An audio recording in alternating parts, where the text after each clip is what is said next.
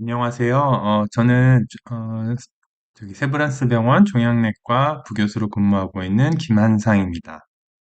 오늘은 우리가 밤에 먹는 식사, 야식이 암 발생에 미치는 영향에 대해서 같이 간단히 알아보도록 하겠습니다. 먼저 슬라이드 공유를 좀 드릴게요. 그래서 오늘은 늦게 먹는 식사, 야식이 암 발생에 미치는 영향, 최근의 연구 데이터를 간단히 살펴보는 시간을 갖겠습니다. 그 전에 지난번 방송에서 질의응답이 좀 있어서 관련해서 간단히 답변을 드리도록 하겠는데요.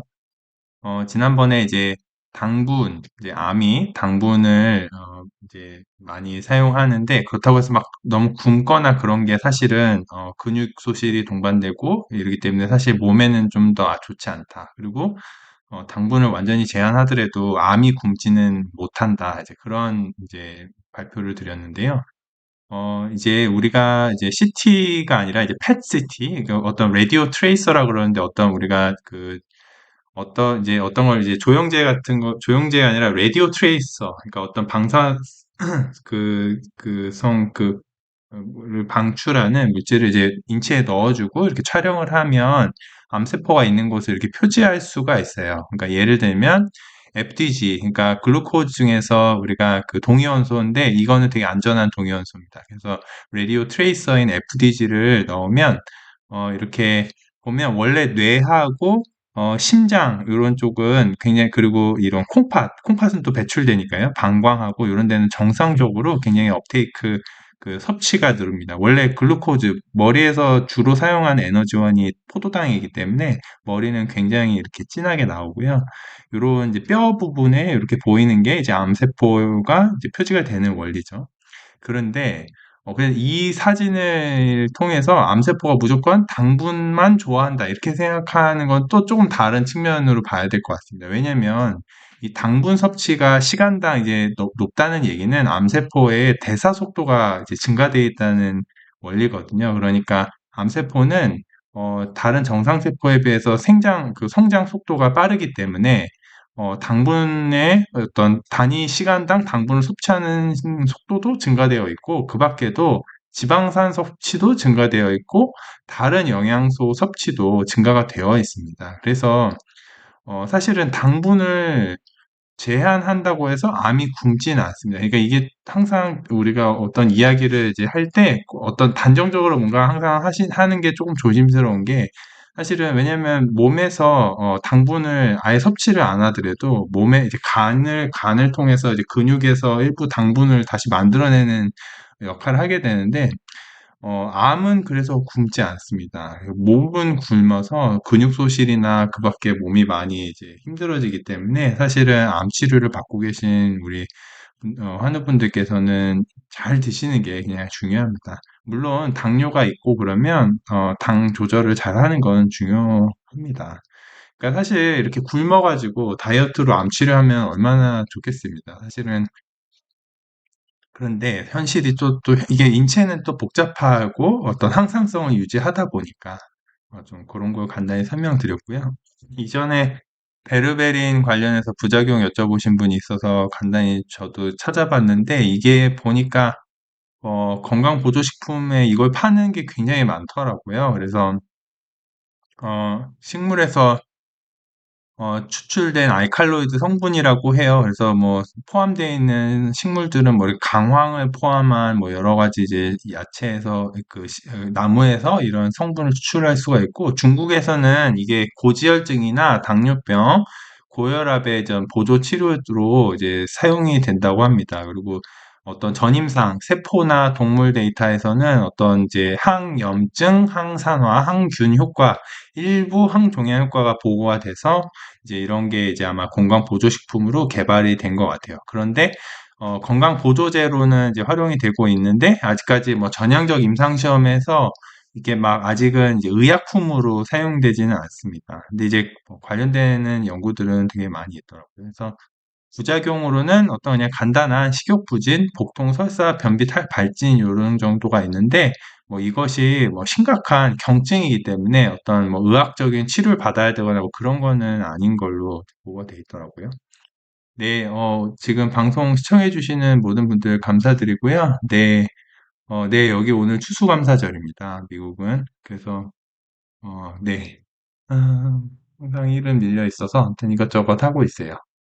네, 모두 감사드리고요. 네. 유니님, 한님, 바다님, 배제크님, 유니님, 에레스모님. 네. 네, 아무튼 모두들, 또 궁금하신 점 있으시면 채팅창에 남겨주시면 또 말씀드리도록 할게요. 그리고 마그네슘 관련해서 아마 유니님이 질문 주신 것 같아요. 근데 보면은 마그네슘이 사실 이제 우리가 어떤 필수 그 양이온 중에 하나죠. 칼슘, 마그네슘인데 마그네슘의 종류도 이렇게 많더라고요. 간단하게 이제 인터넷 검색을 해봐도 종류가 굉장히 많고, 보통 마그네슘을 임상적으로 가장 많이 활용하는 거는 이제 우리가 변비약으로 많이 쓰고 있습니다. 그리고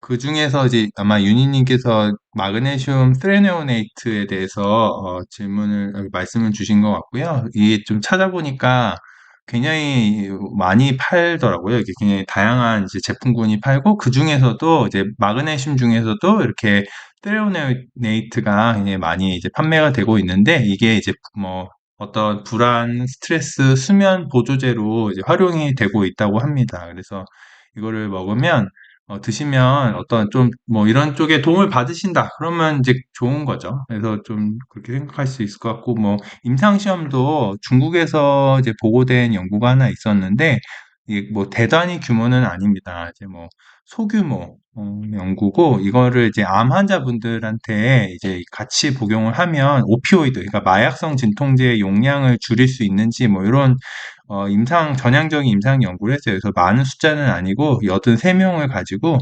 한 40명은 이제 이 마그네슘 스레오네이트 복용하고 아닌 사람은 그냥 위약을 복용해서 이제 봤더니 그러니까 마약성 진통제의 용량이 이제 시간이 지남에 따라서 좀 더 용량을 줄일 수 있었다. 그러니까 마그네슘 스레오네이트가 어떤 진통을 경감시키는데 영향을 좀 긍정적인 효과를 보였다. 예를 들면 마그네슘 스레오네이트 복용하고 한 달 지나고 나서부터는 안 드신 분들은 마약성 진통제 용량이 점점점 시간이 지남에 따라서 이제 올라가는데 마그네슘 스레오네이트 복용하는 분들은 그렇다고 이게 감소하지는 않고요. 그냥 처음에 비해서 증가되는 속도가 위약군보다 조금 좋아졌다. 그러니까 어떤 그러니까 얘 자체가 진통을 엄청 좋게 해가지고 마약성 진통제를 끊을 수 있을 정도까지는 아니고 마약성 진통제의 용량이 늘어나는 속도를 좀 줄일 수 있었다. 근데 통증 점수 자체는 큰 차이는 없었어요. 그러니까 어떤 정말 보조제로서의 어느 역할은 건강 보조제로서 그런 역할들은 있는 것 같아요. 근데 어, 그 대신 뭐 마약성 진통제를 완전히 대체할 수 있거나 뭐 그런 건 아닌 것 같아요. 그래서 항상 어, 저는 이제 그리고 워낙 건강 보조제 또 시장이 굉장히 크잖아요. 그래서 제가 항상 방송 드릴 때도 이런 게 좀 조심스러운 게 뭐 하지 마시라, 뭐 하라 이런 게 또 굉장히 그런 시장이나 이런 데 영향을 뭐 그런 영향 받고 이러면 안 되니까. 근데 조심스럽긴 하지만 보조제는 보조제로서 접근하시고 의약품은 의약품으로 접근하시고 그럼 좋을 것 같습니다. 그래서 만약에 뭐 예를 들면 윤희님께서 이걸 드시고 뭐 수면이나 불안 뭐 아니 뭐 스트레스 이런 데 좀 도움을 받으신다. 기분이 좋다. 뭐 이러면은 또 이런 건 또 해볼 수 있다고 생각은 합니다. 모두가 해야 된다? 이거는 네. 그래서 그렇고 그리고 그동안 간단히 말씀드린 내용들을 이렇게 좀 또 보면은 수면이 중요하다고 말씀을 드렸고요. 왜냐하면 서카디안 리듬, 사람은 항상성을 유지하기 위한 일정한 리듬이 있기 때문에 수면이 중요한데 시간도 중요하고 이제 다만 이제 늦게 안 자는 게 중요하다. 이제 그걸고 아침에 이제 일정하게 일어나고 이런 게 좀 좋고요. 그다음에 음식 이제 당연히 좋은 암 발생에 나쁜 영향을 미치는 거 그리고 예방하는 거 이런 음식에 관해서 이제 우리가 어떤 그 암 위험성과 관련된 그 분류 체계 설명드리면서 간단히 말씀을 드렸고요. 당뇨는 이 혈당 조절 같은 경우는 당뇨가 있는 경우는 되게 중요한데 혈당이 정상인 경우는 무조건 막 굶는다고 해서 이게 암을 막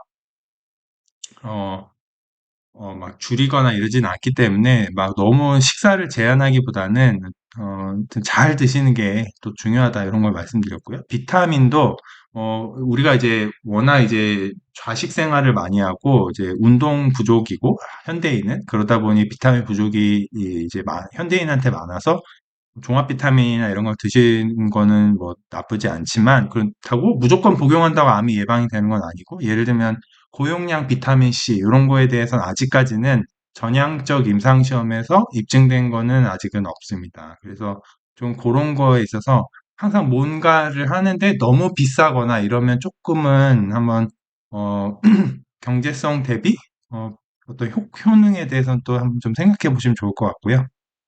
죄송합니다. 휴대폰 사용은 뭐 전자파나 이런 게 나오니까 좀 안 좋을 수도 있고 일부 뇌종양이 뭐 증가한다는 보고가 있었지만 아직까지는 근데 전체적인 다른 연구들을 종합적으로 보면은 아직까지 인과관계는 뚜렷하지 않은 것 같아요. 그래서 이런 것들은 좀 더 장기적인 추적 관찰이 좀 필요할 것 같고요.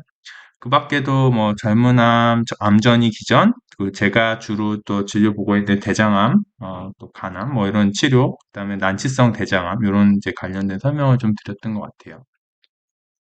그래서 오늘은 야식에 대해서 간단히 말씀을 드리려고 합니다. 그리고 저도 사실 뭐 저도 밤늦게까지 일을 많이 하는 편이니까 이제 많이 먹거든요. 그리고 근데 이제 야근은 사실은 그러니까 밤늦게 이제 일을 하는 것 자체가 사실은 몸에 안 좋겠죠. 아무래도 원래 사람이 야행성이 아니니까. 근데 이제 예를 들면 밤중 근무의 정의라는 게 근데 사실 생각하시는 것보다 더 좀 더 힘든 환경이에요. 예를 들면 밤중 근무라 그래서 내가 나 오늘 8시까지 일했다. 이게 절대 아니고 밤중 근무라고 보통 우리가 연구에서 정의할 때는 되게 진짜 늦게 근무하는 거 있죠. 이제 완전히 이제 나이트 그러니까 예를 들면 자정에서 새벽 5시 이렇게 이제 그거에서 뭐 3시간씩 이상씩 근무하거나 아니면 이제 이런 근무를 어쩌다 한 번, 뭐 내 시험 전날이어가지고 진짜 밤을 샜다 이런 게 아니라 일주일에 3번 이상 정말 꾸준히 이렇게 근무하거나 아니면 이렇게 이제 밤 근무를 10년 이상 했거나 이렇게 젊을 때 했거나 왜냐면 젊을 때 하신 분은 또 계속 그렇게 또 밤 근무를 많이 하실 수 있기 때문에 이런 것들이 정말 야근의 정의입니다. 그래서 뭐 내가 내일 시험이 있거나 뭐 내일 뭐가 뭐 연구비 뭐 아니 보고서 뭐 마감이 있거나 뭐 이래서 한 번 정도 이렇게 늦게 근무하고 이런 거니까 이렇게 건강에 엄청 나쁘고 이런 건 아니라고 생각합니다. 그래서 장기 노출이 항상 굉장히 중요할 것 같고요. 흡연, 비만, 운동 안 하고 비타민 부족 요런 것도 야근이랑 관련 있죠. 왜냐면 밤에 늦게 일어나면 또 스트레스 받으니까 이거 먹게 되고 뭐 담배 뭐 이런 거 할 수도 있고 그다음에 먹게 되니까 사실 이런 것들이 어느 하나만 있진 않고 좀 다 연관이 돼 있는 측면이 좀 있기는 해요. 이제 조금 그런 한계는 제가 먼저 안고 이제 좀 말씀을 드리려고 그러고요. 음식관에서는 항상 이제 또 한번 예전에 말씀드린 내용이지만 다시 한번 그냥 복습 차원에서 말씀을 드립니다. 그래서 보면은 우리가 암에 좋다는 음식은 곡물, 야채, 과일, 콩, 그다음에 패스트푸드는 줄이고 설탕은 줄이는 게 좋고 가공육, 그다음에 붉은 고기도 줄이고 덜 달게 먹고 술 줄이고 보충제 같은 경우는 그냥 좀 보조적으로 접근하고 뭐 이렇게 좀 말씀을 드렸습니다. 어, 네, 아무튼, 네, 유니님 수면 시간 늘으셔서 좋고요. 네, 베제크님도 잘 주무시는 게 중요하고, 그렇습니다. 네. 연구를 간단히 이제 설명을 드릴 텐데요. 오늘 준비한 연구는 세 가지고요. 예를 들면, 생각보다 어떤 음식이 좋고, 암에 좋고 나쁘고 이런 건 연구들은 꽤 있는데, 이게 이 먹는 패턴에 대한 연구가 많지는 않아요. 근데 이제 최근엔 꽤 이제 이런 것들이 좀, 보고가 되기 시작을 했고요. 아직까지 뭐 우리가 제일 이제 최고 가치를 보인다 그러는 뭐 어떤 란셋이나 자마나 뭐 아니면 뭐 뉴잉글랜드 저널 아직 그런 쪽에서까지 이런 연구가 전향적으로 이제 보고되지는 않았어요. 왜냐면 전향적으로 연구를 하기는 굉장히 어려운 게 그러면 예를 들면 한 1000명의 환자는 계속 밤늦게 계속 먹어야 되고 1000명의 환자는 계속 밤에 못 먹게 해야 하고 이렇게 해가지고 실험을 해야 되는데 그렇게 실험을 하기가 어렵죠. 사람한테 강제성으로 밤에 계속 먹이거나 그냥 비윤리적이잖아요. 그래서 아마 앞으로도 이런 형태의 전향적 임상 연구는 나오기 어려울 것 같습니다. 정말 뭔가 이건 비윤리적이잖아요. 그리고 동물 실험 이런 경우에 많이 할 수도 있는데 문제는 또 마우스 실험 보통 많이 하는데 마우스들은 야행성이거든요. 그래서 보통은 쥐 실험을 우리가 낮에 많이 하는데 그때는 쥐들이 활동이 그렇게 많지 않아요. 근데 밤에 이제 그 쥐 마우스 케이지를 가보면 엄청 쥐들이 활발하거든요. 그래서 사실 이런 연구는 참 하기 어려운 연구긴 합니다. 근데 아무튼 이 연구를 보면 스페인에서 이제 수행이 됐던 연구고요. 왜냐면 스페인을 포함한 이런 그 남부 유럽은 저녁 식사 시간이 꽤 늦어요. 보통 막 10시에 저녁 먹고 이렇게 하더라고요. 그래서 이 연구가 이제 어떻게 했냐면 이제 요약은 오후 9시 이전에 저녁을 먹거나 아니면 잠자리에 들기 전에 최소한 2시간 정도 간격을 두고 식사를 한 경우가 유방암과 전립선암의 발생 위험 20% 감소시켰다. 이게 연구 결론인데 왜냐하면 이제 그러니까 남부 유럽은 식사 시간이 늦기 때문에 이제 이런 연구의 필요성을 이제 제기해서 수행했고요. 연구는 어떻게 했냐면 아까 말씀드린 대로 강제로 일부 사람들은 밤에 먹이고 일부 사람들은 밤에 안 먹이고 이런 전향적 연구는 비윤리적이기 때문에 이제 이미 이제 암이 된 분과 암이 없는 정상분들을 무작위 추출해서 그분들의 식사 패턴을 이제 설문조사로 비교를 했습니다. 그래서 전립선암 한 621건, 유방암 1205건을 이제 조사했고, 그 밖에 이제 무작위로 남성, 여성 이렇게 숫자를 뽑아가지고 설문을 해서 이제 식사 패턴을 본 거죠. 봤더니 이제 이게 간단한 이제 결과인데, 이제 가로축 이제 왼쪽은 유방암, 오른쪽은 전립선암이고 이제 오른쪽 그래프는 이제 저녁 마지막 식사를 먹고 잠자리에 들기까지의 간격이에요. 그러니까 0이라고 하는 거는 먹고 바로 자는 거. 그다음에 5시간은 저녁 먹고 5시간 있다 주무시는 거. 이제 그렇게 보시면 되고요. 이 세로축은 암 발생 정도인데 0이 그냥 보통이라고 생각하면 됩니다. 이게 건강한 사람, 그러니까 암이 없는 사람 대비 암이 있는 사람의 차이, 이걸 보시면 되는데, 제가 이렇게 빨간 선으로 표시를 해놨어요. 보시면은,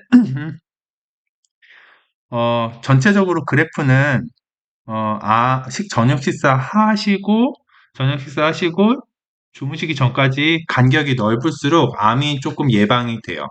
그렇죠? 그리고 이게 먹고 바로 주무실수록 암은 이제 위험성은 올라가요. 그런 패턴인데 그러면 이게 약간 이제 0을 기준으로 크로스되는 지점이 어딘지를 보면은 유방암은 2시간 정도 되고 전립선은 약 1시간에서 2시간 사이 지점이 돼요. 그래서 이 그래프를 보면 저녁 식사 후에 바로 잠드는 것보다는 그래도 한 2시간 정도 간격을 띄우는 게 좋겠구나. 이제 이런 이제 데이터가 이렇게 해석하게 되겠고요. 그거를 좀 더 자세히 이제 이제 테이블로 이제 표시를 한 건데, 보면은, 맨 위의 내용은 제가 이렇게 빨간 그 박스를 쳐놨는데, 앞에 말씀 그래프대로 저녁을 드시고 주무시기 전까지 시간 간격이 2시간 이상 되는 경우가 예방 효과는 제일 커요. 그러니까 유방암은 약 16% 정도 예방이 되고, 전립선암은 26% 정도 돼서, 뭐 유방암과 전립선을 합치면 약 20% 정도의 효과가 있어요. 1시간 정도 먹고 1시간에서 2시간 사이 뒤에 주무신다 이러면은 유방암은 뭐 거의 차이가 없고 전립선암 한 21%. 그러니까 어쨌든 바로 자는 것보다는 1시간 이상은 띄우는 게 중요한데 유방암에서는 차이가 없고 그래서 종합적으로 봤을 때는 한 2시간 정도는 띄우는 게 좋겠다. 이제 이게 결론이고요. 한 가지 이제 또 말씀드릴 거는 유방암에 이게 16% 예방이지만 이게 95% 실내 구간에서 1이 포함이 되어 있기는 해서 조금은 이제 데이터 해석의 주의는 필요합니다. 하지만 전립선 암에서는 보다 이제 간격은 이제 돼 있고, 종합하면 어쨌든 20% 예방 효과는 있으니까, 2시간 정도 이제 간격 띄우는 거는 좀, 좋은 권고 사항인 것 같고요. 두 번째로 저녁 시간이 10시 이후에 저녁을 하거나 9시에서 10시 사이, 9시, 저녁 9시 이전, 이렇게 비교를 했는데, 요게 이제 왜 보통은 이제 스페인은 그 남부 유럽은 정말 저녁 식사를 늦게 하시더라고요. 그래서 예를 들면 이게 우리 같으면은 뭐 7시, 8시, 9시 뭐 이렇게 볼 텐데, 여기는 기본적으로 베이스라인이 그냥 이렇게 좀 높습니다. 근데 보면 9시 이전에 하는 게 9시 이후에 하는 것보다 보면은 요것도 마찬가지로 유방암은 한 15% 예방 효과, 물론 이제 1이 포함이 되어 있어서 실내 구간은 통계적으로는 조금 약한 부분은 있습니다. 뭐 전립선암도 1은 포함이 되어 있어서 그런데 종합적으로 보면은 약 한 18%의 이제 예방 효과는 있다고 해요.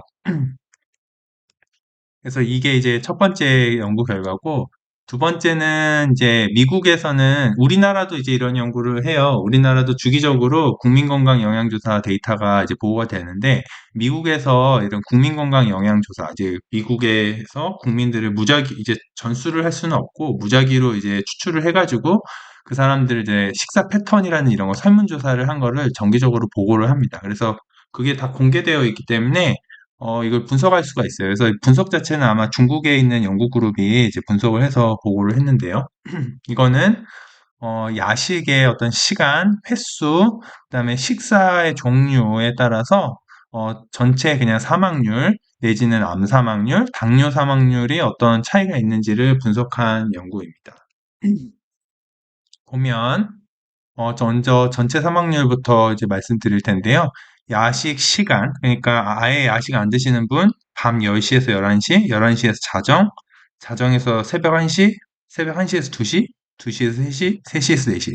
꽤 이 영양조사 데이터 보면 자세하게 항목들이 나와 있는데요. 그리고 2일 기준으로 1보다 위면 사망률 위험도가 증가, 1 미만이면 예방이고, 이 구간은 이제 95% 95% 실내 구간이라고 보시면 돼요.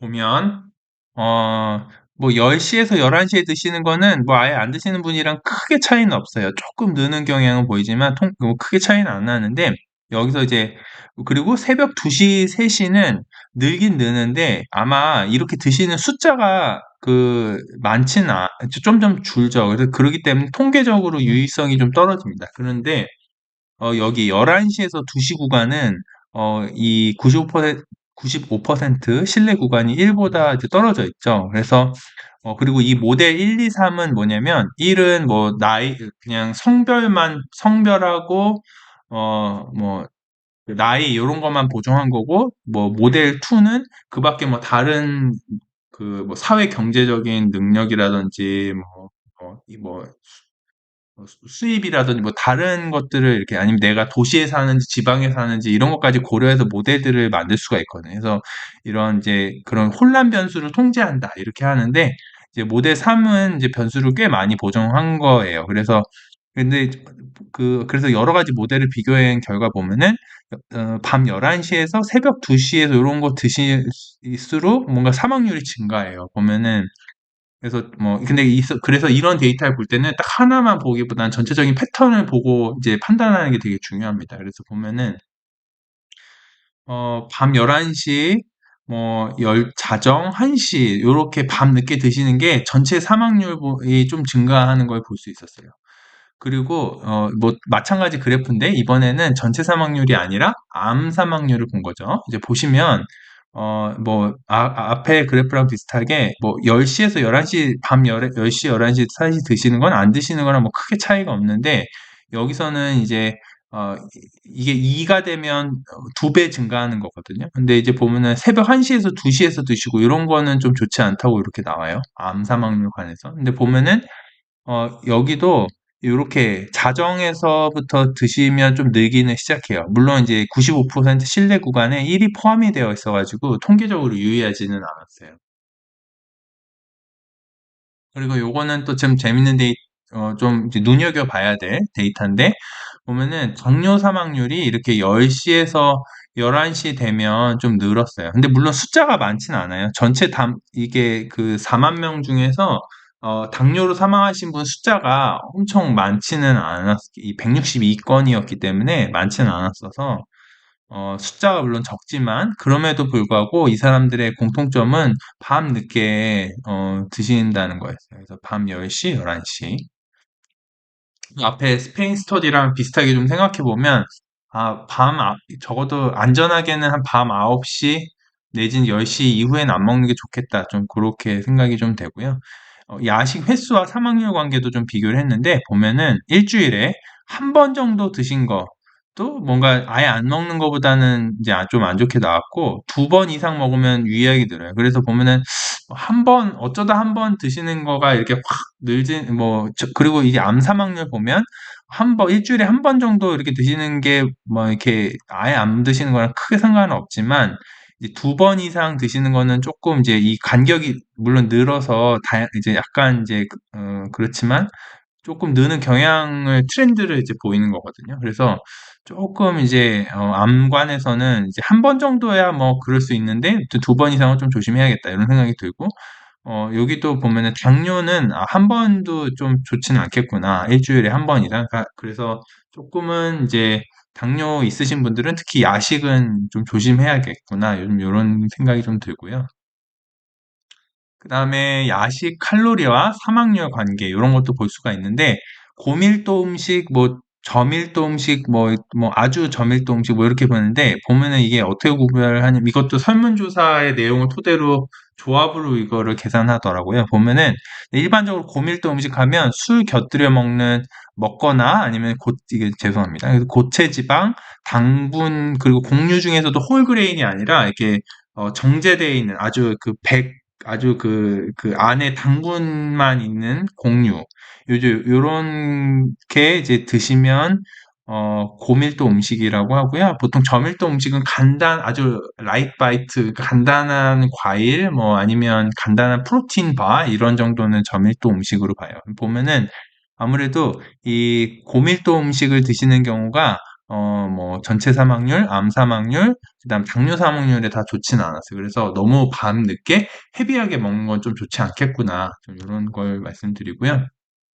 그래서 요거는 좀 제가 좀 그래프가 많았어서 간단히 정리를 해봤는데, 아무튼 이제 8.7년의 추적 기간 동안 총 6,066건의 이제 그 케이스를 이제 분석을 해보니, 이제 당뇨로 인한 암 사망률이 이렇게 각각 나왔고, 야식을 전혀 안 하는 경우보다 이제 하는 경우가 전체 사망률, 당뇨 사망률, 어, 이 좀 더 이제 유의하게 나왔는데, 암 사망률은 조금 덜 나오긴 했어도 아무튼 둘 다 이제 차이는 나긴 했습니다.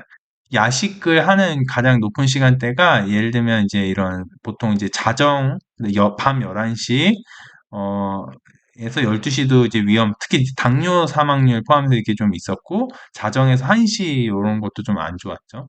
근데 이제 야식을 한 번 이상 하는 경우에는 뭐 암 사망률은 차이가 없었는데 전체 사망률이랑 당뇨 사망률은 좀 차이가 났었고요. 고식이 에너지 밀도 그 그룹이 좋지 않았다. 이건 뭐 아주 그다음에 지방이 많이 포함된 식사, 좀 헤비한 식사를 말씀드리고요. 그래서 이 연구 결과를 토대로 결론을 내리면 오후 10시 이전에 간단히 먹는 거는 괜찮겠다. 그리고 가벼운 식사, 뭐 간단한 과일이나 홀그레인, 단백질, 프로틴 바 이런 정도는 뭐 괜찮겠다. 그리고 어쩌다 한 번 정도가 문제가 되지는 않겠다. 라고 생각을 좀 해볼 수 있을 것 같아요. 어, 네. 그래서 혹시, 네. 그리고 채팅창에서 보면은, 네. 베데크님 너무, 그러니까 밤늦게 주무시는 게 좋지는 않은데, 아무튼 잘 하고 계신 걸로 생각하고요. 어, 네. 버터는, 어, 뭐, 좋지는 않겠죠. 그리고 뭐 유기농이 무조건 좋다 뭐 이런 것도, 그러니까 유기농이 좋다 뭐 이런 식의 데이터를 연구 논문 본 적은 있는데 그게 아주 일반적인 현상인지 잘 모르겠어요 아직은. 그러니까 뭐 그래서 무조건 막 비싼 거가 좋다 보다는 합리적으로 좀 보시면 될 것 같고요.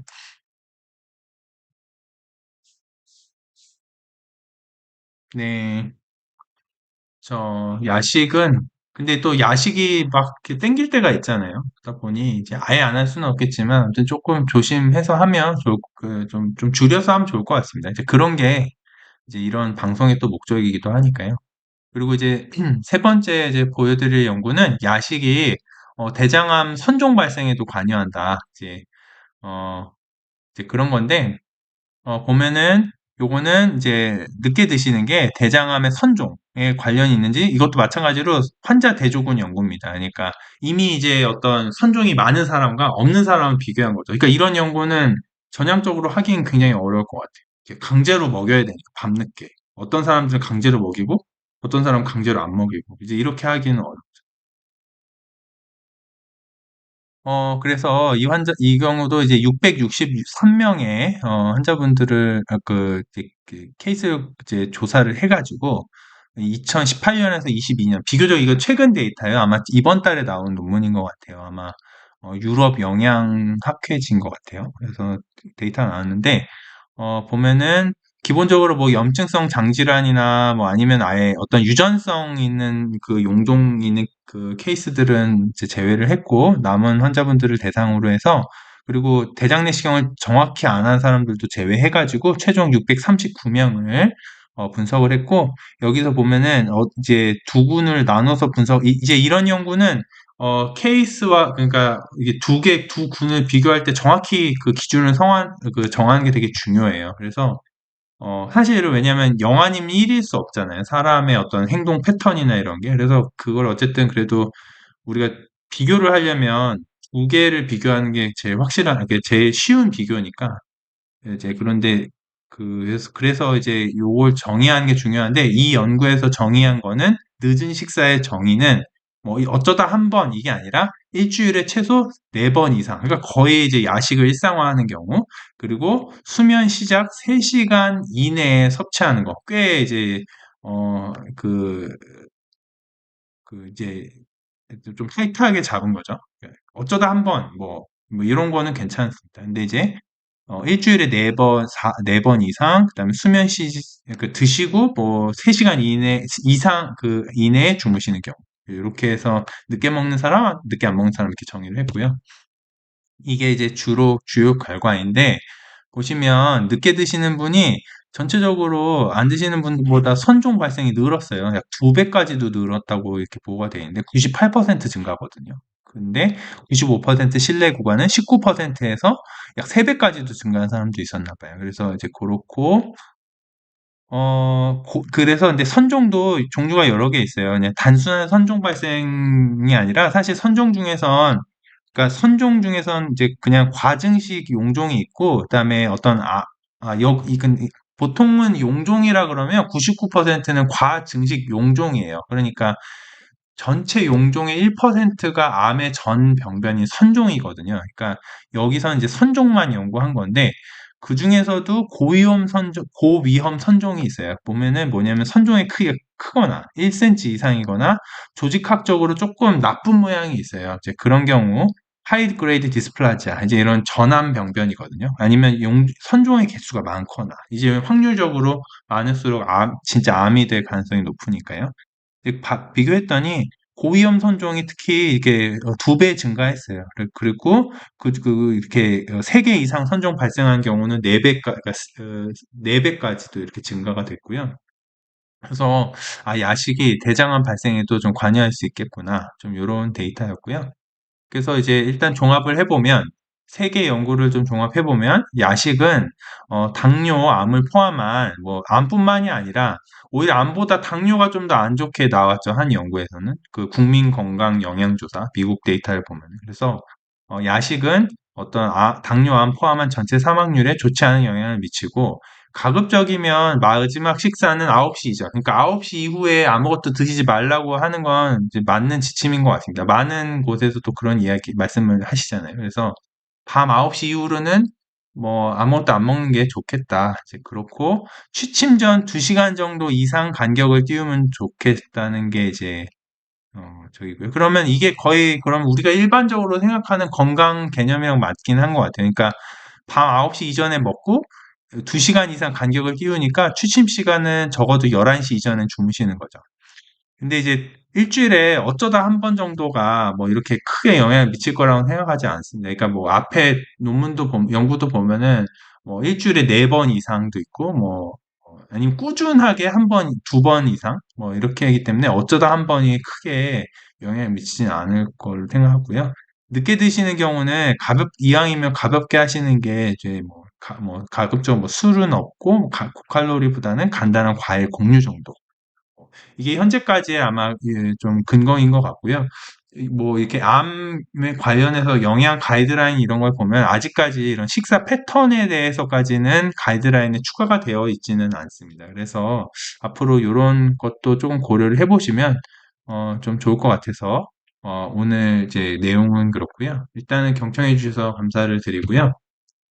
어, 일단은 댓글 저기 주시는 거를 주로 좀 말씀을 드릴게요. 네, 네, 오드리 토투님 말씀 감사합니다. 그래도 이게 사실 저는 이제 주로는 대장암 그리고 제가 실험실도 운영하고 또 실험도 하고 이러니까 의사 과학자 뭐 이런 거를 열심히 해보려고 뭐 연구를 하고 있어요. 근데 이제 제 연구 내용을 주로 방송에서 말씀드리진 않고 저도 이제 보통은 이제 방송 준비는 평소에 이제 예전에 진료실에서 우리 이제 저희 환자분들께서 많이 여쭤보셨던 것들을 하나씩 이제 좀 이렇게 좀 찾아서 보고 있습니다. 저도 이제 공부를 하면서 말씀을 드리는 거예요. 사실 제가 사실 이런 걸 다 알 수는 없잖아요. 논문도 정말 많이 나오고 하니까 이제 저도 이런 것들을 계속 찾아서 이제 준비를 하고 있습니다. 최영애님께서 야식은 안 드시는데 변을 보면 변비가 있고 변을 닦으면 피가 보이는데 어, 그냥 보통 대부분은 그냥 단순 저기 우리가 치핵 그러니까 어, 단순한 대부분은 암은 아니에요. 그렇죠? 근데 이제 어, 뭐 한 번쯤 대장 내시경을 받아본 지 뭐 5년이 안 되셨다 이러면 한번 해보시면 좋죠. 그러니까 그리고 닦으면 피가 보인다고 하시잖아요. 예를 들면은 조금 문제가 될 수 있는 거는 닦기 전에도 그냥 대변을 봤는데 거기서 피가 보인다거나 이제 그러면 안 좋은 거고요. 대부분은 치액이죠. 그러니까 우리가 말하면 치질이라고 보통 하는 이제 그런 건데 뭐 이왕이면 대장 내시경 받아본 지 5년 이 지나셨다면 한 번쯤 대장 내시경 보시면 좋을 것 같고요. 베제크님께서 그러니까 야식이 참 이게 현대인이 어쩔 수 없는 것 같아요. 결국 이게 우리가 왜냐면 이게 그 빛이 있으니까 밤늦게 생활을 하게 되잖아요. 이제 그러다 보면 또 배고프잖아요. 그래서 어, 야식을 드시게 되는데 아무튼 이게 특히나 이제 그냥 암도 암이지만 일반 그 당뇨 왜냐면은 뭘 드시고 나서 1시간, 2시간 사이 인슐린 분비가 또 다시 올라가거든요. 그러니까 예를 들면 췌장도 쉬어야 되는데 음식이 들어가면 또 활동해야 되고 또 소화시켜야 되고 어, 뭐 이제 주로 이제 이런 대사와 관련된 비만, 뭐 당뇨 다 관련이 있는 것 같아요.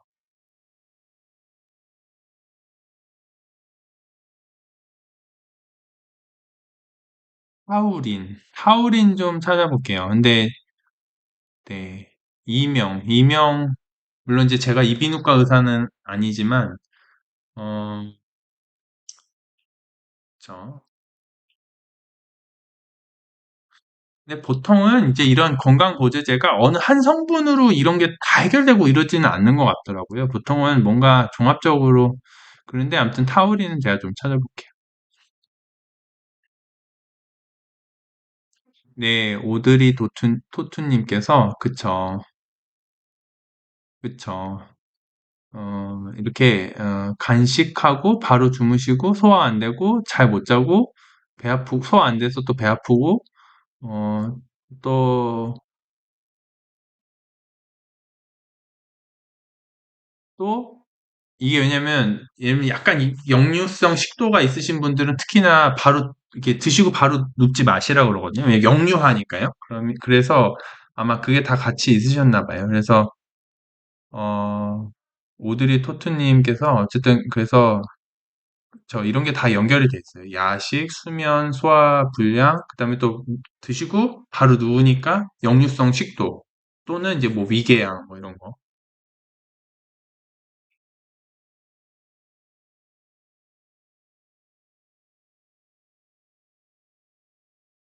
네. 그래서 야식은 근데 또 아예 안 하기는 또 현대인이 참 이게 어렵죠. 참 쉽지 않은 것 같아요. 특히 이제 뭐 또 배달 음식 이런 것도 가끔 되게 먹고 싶잖아요. 또 그렇고 그러니까. 투석증이 있으면 목이 이물감이 있으실 수 있냐고 하는데 투석증이라고 하면은 어,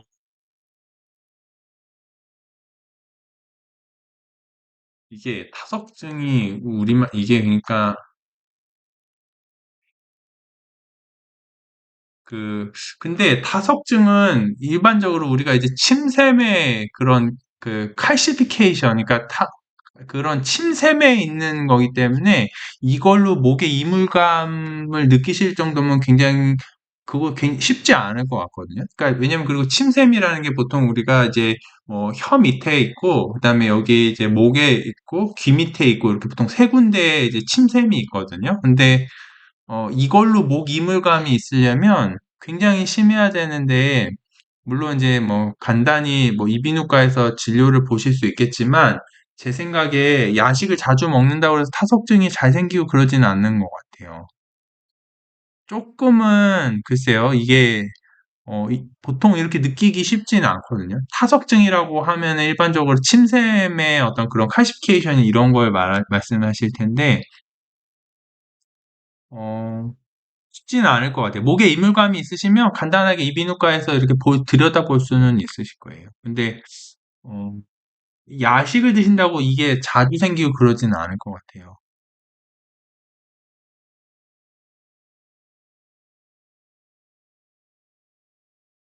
잘 먹고 잘 자기님께서 7시 이후로 물 마시고 그거 굉장히 좋은 습관이신 것 같아요. 되게 어렵지 않나요? 그런데 진짜 그게 네.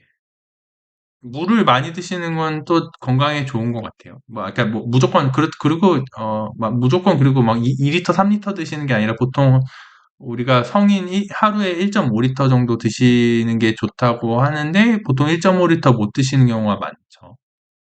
그리고 커피 드시면 이뇨작용이 있어서 보통 또 소변 자주 보시게 되고요.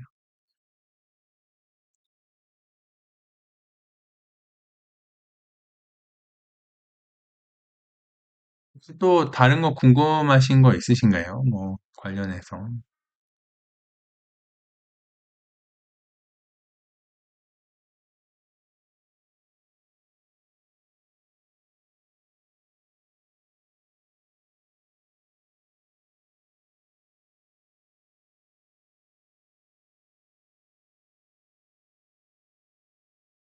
베제크 님도 8시 이후로 안 드신다고 하니 굉장히 좋은 습관인 것 같습니다. 그러니까 저도 가만 보면은 아무튼 핸드폰을 좀 덜 쓰면 좋겠고, 아무튼 좀 야식 안 하고, 그다음에 드시고 나서 한 2시간 정도 이상 간격을 띄우고 그런 건 되게 좋은 습관인 것 같습니다.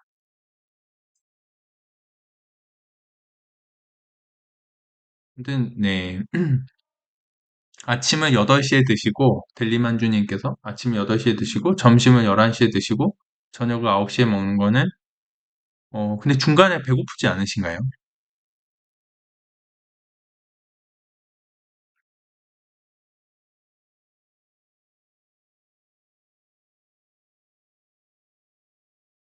그 델리만주님께서 이제 그거 여쭤보셨는데 네. 그러니까 근데 제 생각에 그 저녁을 9시에 드시고 뭐 예를 들면은 또 2시간 정도 뛰어서 주무시고 어 그러면 네, 아침 8, 그러니까, 근데 이제 일반적으로, 뭐, 물론 이제 저는 이제 기본적으로는 내과 의사니까, 근데 이제 예를 들면 내분비에서 그 인슐린 분비의 그 하루의 그 리듬이 있거든요.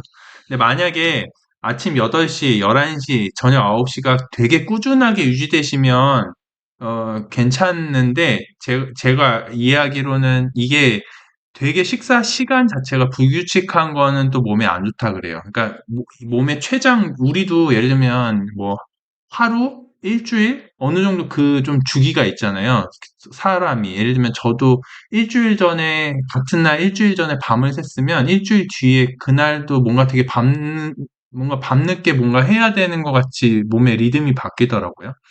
그래서 델리만유님 같이 그러니까 만약에 이게 꾸준하면 저는 뭐 이렇게 그게 몸이 이미 적응을 했으면 저는 괜찮다고 생각을 하고요. 근데 뭐 당연히 저녁을 뭐 9시 이전에 드시는 게 좋겠죠. 근데 앞에 이제 뭐 보통 스페인 분들 제 스페인 친구들도 보니까 보통 8시 그러니까 9시, 10시에 저녁 먹고 이러더라고요, 원래. 그래서, 제 생각에는, 뭐, 당연히 그게 이제 주기적으로 꾸준히 그러시면 저는 뭐, 그렇지만, 뭐, 아마 한 번쯤 좀 저녁을 조금 당기실 수 있으면 좋긴 하겠네요. 인슐린이 그 분비가 이렇게 쭉 올라갔다가 내려가고, 이게 그 패턴이 우리가 보통 세 끼 드시니까, 아니, 두 끼 드시는 분들은 두 번 올라가겠죠. 그 리듬이 잘 유지되는 게 되게 중요하더라고요. 그게 불규칙하면 당뇨가 일찍 생기는 것 같아요. 네, 그래서 뭐, 저는 이제 몸이 적응하시면 저는 또, 예, 막 무조건 나쁘고 그런 거는 없는 것 같아요. 사람마다 이 패턴이 다르고 이러기 때문에, 예, 잘 먹고 잘 자기님께서, 글쎄, 좀 저희도 많이 이제 좀, 특히나 저도 참, 이게 참 잘 해결이 되길 진짜 바라는 마음입니다. 이게 참 어려운 것 같아요. 이게. 이런님께서, 양양님 안녕하시고요. 이런님은 위내시경하고 목 아프실 수 있냐고 하는데 목이 아플 수 있어요. 왜냐면 이게 지나가면서 좀 이물감을 느끼시고 그게 이제 보통은 이제 한 2, 3일 내에 좋아지세요. 그런데 이제 조금 이제 그런 게 이제 어, 불편하실 수는 있죠. 칠면조 저도 좀 물어봐야 될 것 같습니다. 아무튼 좀 아직 모르겠습니다. 좀 글쎄요. 예. 아무튼 여쭤봐 주셔서 감사하고요. 어, 네, 그러니까 뭐 단백질 음식 간단히 드시고 이런 거 괜찮은 것 같아요. 그러니까 간단한 프로틴바 이렇게 드시고 하는 걸.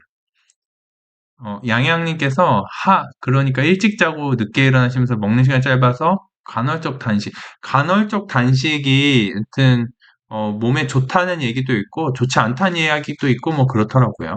네.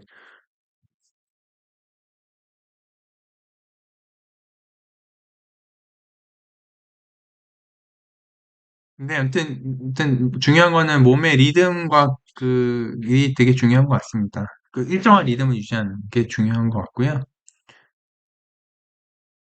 당뇨 전 단계시면 당뇨약을 드시는 게 좋은지 여쭤보셨는데 보험은 안 되지만 그게 아무튼 요즘 이제 그래서 조금 더 빨리 먹는 시도를 하는 것 같아요. 그러니까 조금 더 빨리 당뇨 조절을.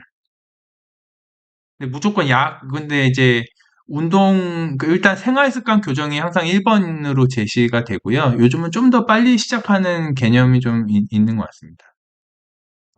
오드리 토투님께서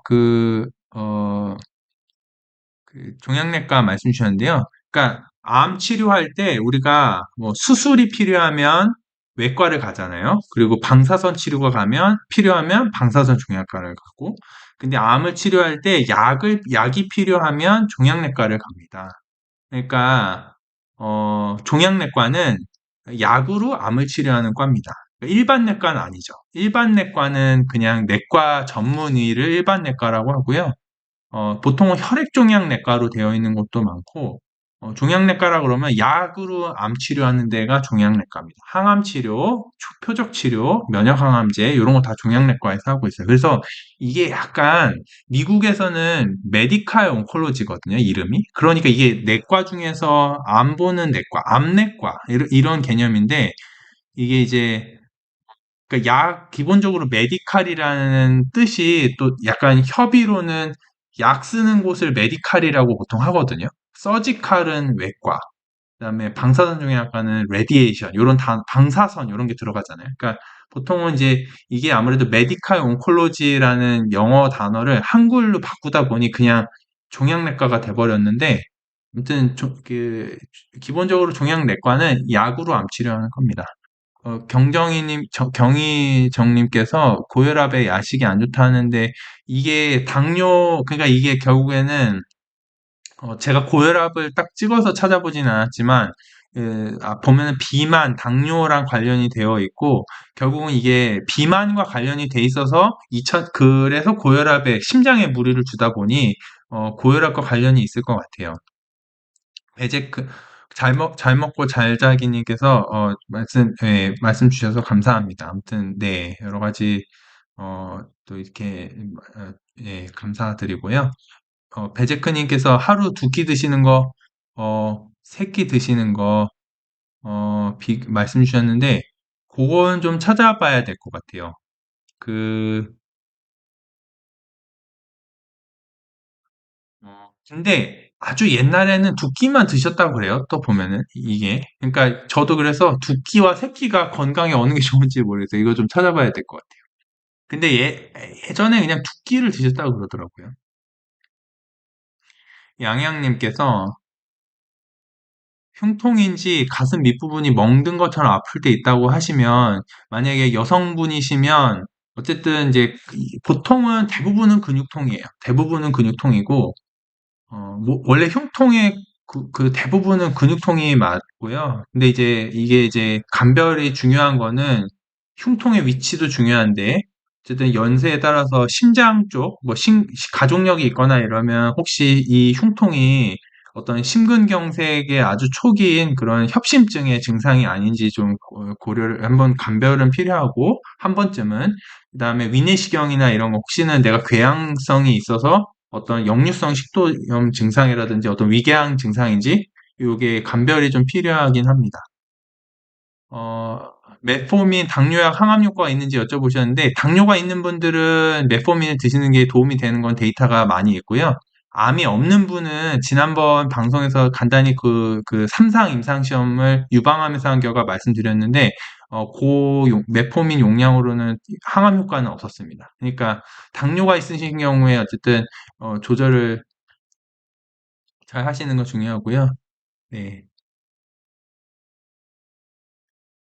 어, 잘 먹고 잘 자기님께서, 방송이 보통 뭐 이게 제가 이 방송이 마지막이라고 그래요. 보통. 그래서 지금 아마 거의 한국은 거의 밤 11시 다 되셨겠죠. 그래서 제한은 없는데 보통은 뭐 질의응답 주시는 거 다 말씀드리고 끝나는 편입니다. 잘 먹고 잘 자기님. 네, 감사합니다. 칼마님 안녕하시고요. 퇴근 후 운동하고 밥 저녁 10시에 드시는데, 그러니까 아무튼 지금까지의 연구 결과들을 보면은 뭐 적어도 9시, 10시 이전에 마지막 식사는 10시 이전이 좋다, 9시 이전이 좋다, 요렇게 연구들마다 조금 차이는 있지만, 뭐 어쨌든 9시 이전에 마지막 식사를 끝내시고, 그 다음에 마지막 식사 후에 저녁 드시는 게 2시간 간격 뛰시는 게 좀 중요한 것 같고요. 운동하시는 거는 좋은 습관이시고요.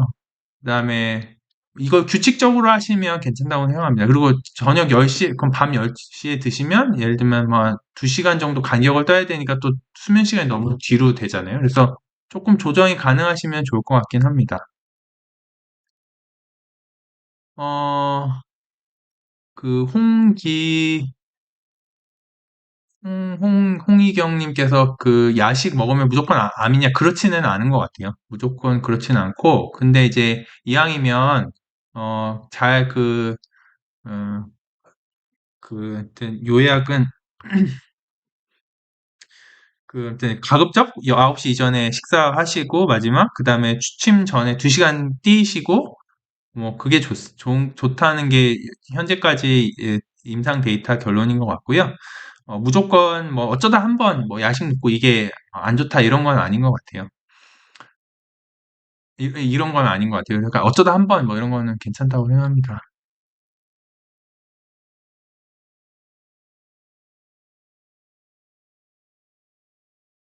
네, 베제크님, 어, 네. 칼마님, 그러니까 4시간 전도 좋은데 보통 또 배고파 하시고 이러니까 아마 보통 권고사항 뭐 최소로 하면 그래도 한 2시간 이상은 뛰자. 근데 4시간 전 뛰면 좋은 것 같아요. 더 좋죠. 베제크님, 그러니까 두 끼가 좋은지 세 끼가 좋은지는 좀 궁금하네요. 저도 찾아보면 좋을 것 같고요. 이런님께서 처방약 부작용이 있는 경우 끊는 게 좋은지 여쭤보셨는데 만약에 뭔가 그 의학의 기본적인 네 가지 원리가 저희가 배우는 게 있는데 예를 들면 뭔가 했는데 좋으면 일단 유지하라는 거고요. 또 그 중에 하나가 뭔가 했는데 안 좋으면 하지 마라라고 되어 있어요. 그러니까 그래서 또 마지막 원리는 상황을 더 나쁘게 만들지 마라. 왜냐면 우리가 항상 뭔가를 좀 좋게 하려고 계속 뭔가 하다가 더 뭔가 나쁘게 가는 경우가 많잖아요. 예를 들면 뭐 요리할 때도 뭔가를 넣었는데 뭐가 안 좋은데 또 그걸 만회하려고 아무튼 항상 뭐든지 이렇게 뭔가 만회하려다가 더 나쁘게 하는 경우가 많은 것 같아요. 그래서 뭔가 약을 드셨는데 약을 뭔가 드시는 게 뭔가 좋게 하려고 드시는 거잖아요. 근데 그게 나한테 뭔가 안 좋은 것 같으면 그거를 무조건 참고 드시기보다는 일단 정지. 뭐, 그게 기본 원리일 것 같습니다. 네, 오드리 토투님, 감사합니다. 어, 네, 칼마님. 그러니까 위내시경, 왜냐하면 위내시경 할 때 공복 4시간은 이제 보통 말씀드린 이유는 보통은 음식이 들어가서 위 통과해서 내려가는데 4시간 이상 걸려서 이제 보통 4시간 말씀드리고요. 아니면 이제 혈액 검사할 때 뭐 콜레스테롤이라든지 이런 그 지방 관련 수치는 최소한 8시간 이상 공복 유지하라고 보통은 하죠. 왜냐하면 뭔가를 먹어서 지방이 또 확 올라가거든요. 그래서 그거를 몸에 간하고 근육이 처리하는데 한 8시간 정도 걸리는 것 같아요. 그래서 뭔가 드시면 콜레스테롤이 확 올라갔다가 떨어져요. 또. 네, 그래서 뭔가 아무튼 생활 습관 교정이 항상 제일 중요한 것 같습니다. 잘 안 되죠. 그러니까 저도 그렇고. 아무튼 그런 거를 조금씩을 그래도 우리가 의학 발전이 지난 100년 동안 되면서 뭔가 몸에 좋은 것, 좋지 않은 것들을 계속 알아가고 있잖아요. 그래서 그런 것들을 좀 지키면 좋은 것 같아요. 어, 로즈님께서 집에 있는 근육 이완제하고 진통제를 드셨는데 괜찮아졌는데, 왼쪽 날개뼈 아래 담이 걸려서 근육 이완제랑 진통제를 먹고, 그러니까 보통, 왼쪽 날개뼈 아래에 그 담이 걸려서, 그러니까 대부분은 근육통이긴 해요. 근육 이완제랑 진통제를 먹고 나서 좋아졌으면, 그러니까 글쎄, 어쩌다 이제 운동을 하시고 이후에 근육통이 생긴 건지, 아니면 가만히 있다가 근육통이 생긴 건지 그런 감별도 중요하고요. 어, 근데 이제 한 번쯤 요즘은 이제 심장 관상동맥 이런 것도 그냥 CT로 보통 그냥 그 스크리닝을 하거든요. 그러니까 뭐, 한 번도 이제 그러고 아니면은 뭐 이제 TMT, 우리가 그 뜀뛰기 하면서 그 심전도 보는 검사도 있잖아요. 그런 검사를 하기도 하고 그랬어요. 네, 미국에서 12시간 공복하라고 보통 하더라고요. 그쵸? 유니님. 그리고 칼마님은,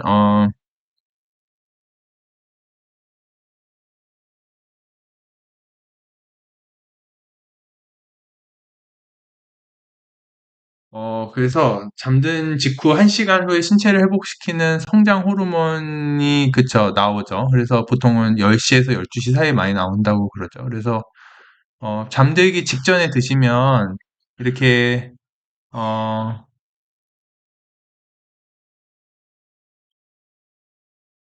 네, 말씀 주신 그런, 그쵸. 일반적으로 인슐린 호르몬이랑 성장 호르몬 기량작용이 있을 수 있죠. 근데, 어, 네. 근데 또, 이게 아마, 또 이게 성장기인 친구들하고 또 이제 성인분들 또 좀 다를 수 있을 것 같아요. 칼마님 말씀도 이제 그렇게 생각해 볼 수 있을 것 같아요. 아무튼 이제, 결국은 이제, 그런 이제 여러 가지 이제 그 드시고 나서의 어떤 그 생체 주기 리듬이라든지 호르몬 분비들 이런 게 계속 이제 이게 리듬이 좀 깨질 수가 있으니 이제 그런 걸 잘 유지하기 위해서 규칙적인 생활 습관, 식사 습관을 유지하라고 하는 것 같습니다. 네, 배제크님 말씀 맞고요. 12시간, 뭐, 이제 보통은 그래서, 보통 한 8시간 있다, 공복 8시간 유지하고 재면 보통 평소 수치가 나오더라고요. 네, 네.